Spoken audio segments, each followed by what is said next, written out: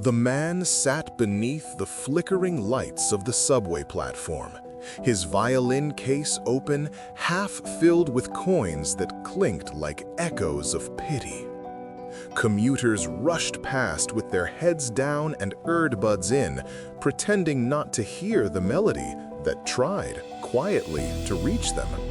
To them, he was just another face in the blur of city survival. But what none of them knew was that years ago, that same beggar had been one child's only hope. His name was Daniel Price. Once, he played in the grand halls of the city's orchestra, tuxedo pressed, bow gliding across strings that made strangers cry.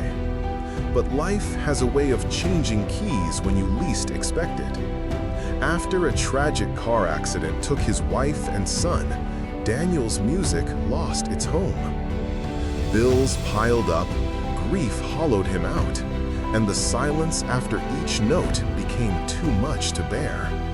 He sold everything, except his violin. He began playing in subway stations because that's where the noise matched his pain. Each performance was a memory. Each coin reminded him of a heartbeat. He wasn't chasing fame anymore. He just wanted to remember what it felt like to be heard. If you've ever felt invisible in a world that only sees success, tap the like button or drop a heart in the comments. This story is for you.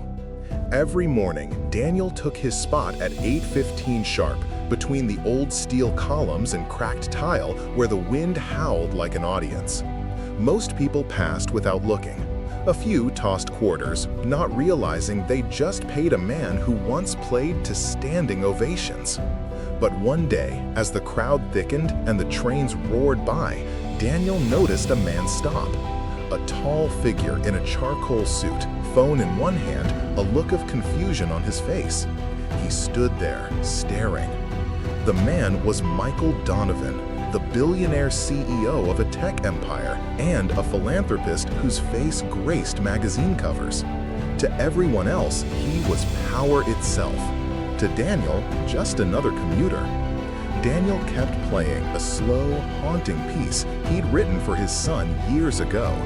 It wasn't perfect. His fingers trembled and his strings were worn. Still, he kept playing. But something about it stilled the noise. Michael froze. That song. He'd heard it before, 15 years ago. A hospital. A melody echoing from a waiting room where a stranger had said, "Your son will be okay." Michael stepped forward. "Where did you learn that song?" Daniel looked up. "I wrote it." "For someone you lost?" "My son. My son is alive today because of you." Michael's eyes glistened. 15 years ago, the car crash on Eastbrook Avenue. You pulled a boy from the wreck before it exploded. That boy was mine. The platform fell silent. Michael knelt right there on the grimy subway floor. "Thank you," he whispered. "I've been looking for you for 15 years. By that evening, the video had gone viral. Billionaire kneels before subway musician. But what the headlines missed was the truth behind the gesture.